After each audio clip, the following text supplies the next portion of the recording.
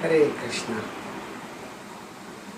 Courage centers not on standing up to others, but on staying true to yourself.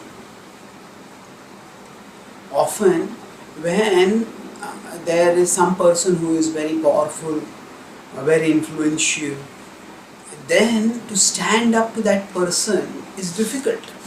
And if someone who is less powerful, less influential, stands up to such a person, then we often say, oh, how courageous this person is. And then it is true, that requires courage. But sometimes, this idea of standing up to others, if that becomes our sole definition of courage, then we reduce courage to mere rabble rousing, and some people become like rebels without a cause, rebels without a pause. These people become those who rebel just for rebellion's sake, and they basically create conflicts and discord wherever they go. So that is not our purpose.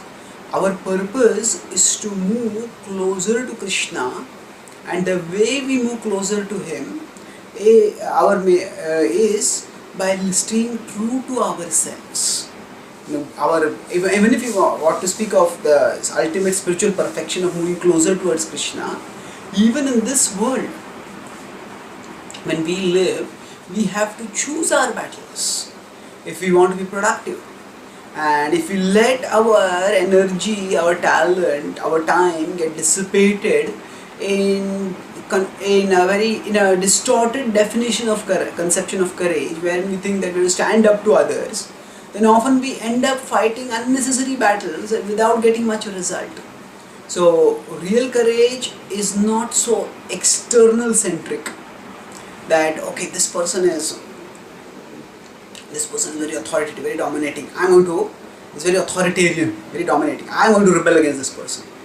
That is not the essence of courage. The essence of courage is what is important to me. What is the best way that I can contribute in this situation? What would be God's will for me in this situation? And that, when we take decisions based on that understanding, when we strive to stay true to our real selves, our core self, our innermost values, then actually that requires courage.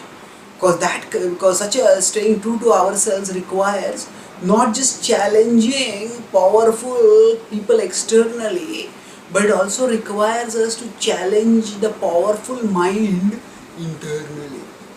Because often with an externalized definition of courage, where we think that challenging others is what courage is, then often we succumb to the mind's penchant for short temper, the mind's weakness of anger, krodha, and we think of that as courageous. But when we understand that courage means not standing up to others, yes, if certain occasions require that for staying true to ourselves we need to stand up to others, then we will do that. We are not going to chicken out from that. But the essence of courage is staying true to ourselves. And for staying true to ourselves, we need to actually see what is my essential contribution. What is it that I should be doing in this situation? What is one of my most important things in life?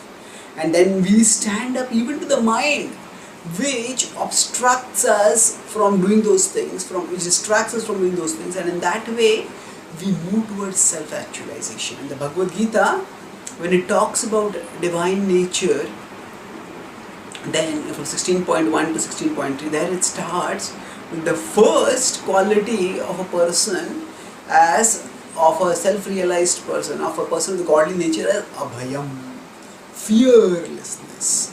And what is that fearlessness? That fearlessness is the determination to stay true to one's principles no matter what the obstacles. And the obstacles can be external, they can be internal.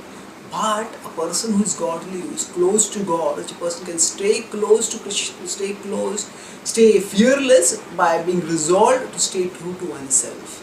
And the more we have access to knowledge and processes that enable us to connect with our innermost self, with Krishna, then we get a higher taste, we get a higher strength, we get a deeper conviction, we get a sweet satisfaction that makes staying true to ourselves easy and fulfilling.